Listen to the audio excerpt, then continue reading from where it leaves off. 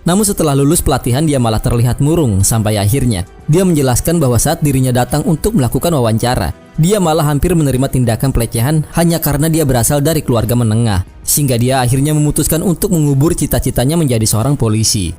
Dan mendengar hal tersebut, Vasudev merasa sangat marah, tetapi tanpa mereka sadari, perbincangan mereka nyatanya telah didengar oleh Brinda.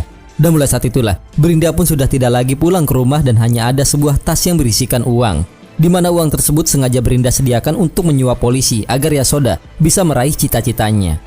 Hingga pada suatu hari setelah mendapatkan informasi jika Brinda telah menandatangani kontrak untuk menjadi ibu pengganti selama 5 tahun hanya untuk bisa mendapatkan uang tersebut, perasaan Yasoda menjadi sangat hancur. Itu sebabnya dia bertekad untuk menjalani misi tersebut agar bisa menyelamatkan nyawa adiknya.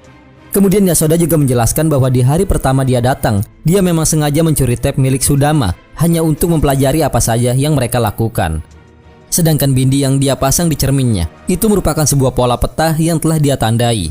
Lalu dalam kondisi terdesak itulah Gautam pun segera memberikan sinyal kepada seluruh anak buahnya yang berada di bawah bukit, sehingga mereka pun langsung melakukan invasi terhadap kelompok Vasudev. Dan karena sadar ada sesuatu yang sedang terjadi, Yasoda memutuskan untuk menjadikan mereka berdua sebagai sandera agar bisa pergi. Velandi. Namun akibat terjadinya baku tembak dan juga perkelahian dengan para petugas di sana, mereka berdua akhirnya berhasil melarikan diri, meski salah satu lengan Gautam juga sempat tertembak. Sementara setelah berhasil mengalahkan para anak buah Gautam yang berada di kaki bukit, Vasudev pun meminta kepada Rishi untuk jangan ragu membunuh Balram demi membalaskan dendam atas kematian Anwar, agar mereka juga bisa segera menyelamatkan Yasoda. Dan ketika Yasoda mendengar informasi bahwa Madu meminta kepada seluruh wanita untuk berkumpul di aula, tanpa berpikir panjang dia pun juga ikut datang ke sana. Sehingga dikala Madu bertanya apakah mereka ada yang mengenal Brinda, dia pun dikejutkan dengan hadirnya sosok Yasoda yang mempertanyakan tujuan Madu. Bahkan, dia menegaskan bahwa dirinya telah menganggap mereka semua sebagai adiknya sendiri. Dan dengan mengarahkan pistolnya, Yasoda pun berkata jika Madu mati, dialah yang akan bersedia membesarkan anak-anak dari para wanita di sana, karena dirinya adalah Yasoda, yang menurut mitologi India, Yasoda adalah ibu pengganti dari Dewa Krishna. Tetapi karena ada seorang penjaga yang mencoba menyerangnya, tembakan Yasoda pun hanya mengenai cermin yang berada di belakangnya. Sehingga di momen itulah, Madu segera mengambil kesempatan untuk bisa melarikan diri. Namun dengan terpecahnya kaca tersebut, akhirnya semua wanita yang berada di sana sadar jika kini mereka sedang berada di atas bukit. Sementara dikala Rishi sudah tiba di lorong zona 2, tanpa disengaja dia mendengar adanya jeritan seorang wanita dari salah satu ruangan. Sedangkan agar Madu tidak bisa melarikan diri, Yasoda pun sengaja menembak baling-baling helikopternya. Tetapi dengan sombongnya, Madu malah menjelaskan bahwa sebenarnya dia juga telah menggunakan janinnya sendiri untuk mempercantik wajahnya sesuai dengan saran yang diberikan oleh Gautam. Dan karena merasa jengkel mendengar penjelasan tersebut, seluruh wanita yang murka langsung melangkah ke arahnya sehingga membuat Madu jatuh ke dalam jurang. Hingga tak lama kemudian pandangan mereka semua pun seketika tertuju ke arah lorong di mana Rishi muncul dengan membawa Brinda, sehingga membuat Yasoda segera memeluknya dengan erat yang diiringi dengan tangis kebahagiaan. Dan karena saat itu sudah waktunya bagi Brinda untuk melahirkan, Sudama pun mengajukan diri agar diizinkan untuk membantu persalinannya menggunakan cara tradisional. Sementara meski Gautam telah berhasil naik ke dalam mobil milik Balram dengan membawa sebuah koper yang berisikan sampel serum buatannya, namun sebelum dia sempat pergi melarikan diri, dia sudah terlebih dahulu dihadang oleh Rishi dan juga anak buahnya.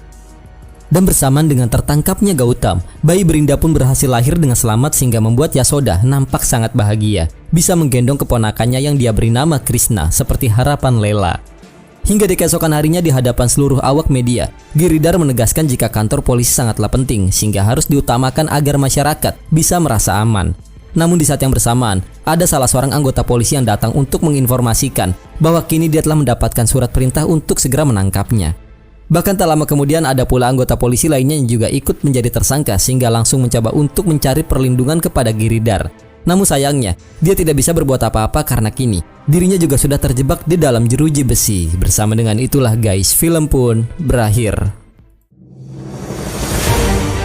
Oke guys, Yasoda adalah sebuah film thriller action crime berbahasa Telugu India tahun 2022 yang ditulis dan disutradarai oleh Hari Haris serta dibintangi oleh Samantha dalam peran tituler bersama Yuni Mukundan, Farah Laksmi Saratkumar, dan Murali Sharma. Sebelumnya gue pribadi mau minta maaf guys karena durasi rekapannya terlalu panjang. Namun perlu diketahui nih, kalau setiap scene pada film ini semuanya saling terhubung dan sangat disayangkan bila ada yang dilewati. Berbicara tentang film ini, dengan latar belakang dari ibu pengganti adalah hal baru untuk sinema Telugu yang telah diatur dengan apik dalam narasi yang subjektif. Bagian aksi dan elemen ketegangan telah terurai dengan cukup baik di paruh kedua, sementara Samantha telah memberikan jiwanya sepanjang perannya sebagai Yasoda, baik itu cara dia mengatur kehamilannya maupun bagian aksinya. Dan nilai lebih dari film ini adalah latar belakang musiknya yang disajikan sesuai dengan kebutuhan. Dan secara keseluruhan film ini asik untuk disaksikan. So guys, bagaimana menurut kalian tentang film ini? Berikan pendapatnya di kolom komentar ya. Oke deh, mungkin cukup sampai di sini perjumpaan kita dan seperti biasa, jika kalian suka like, nggak suka silahkan dislike. Komen kalau ada kesalahan dan subscribe kalau masih mau dengerin ocehan gue. So gue tutup video ini, see you in the next video. My name is Yusna Firdaus and thank you.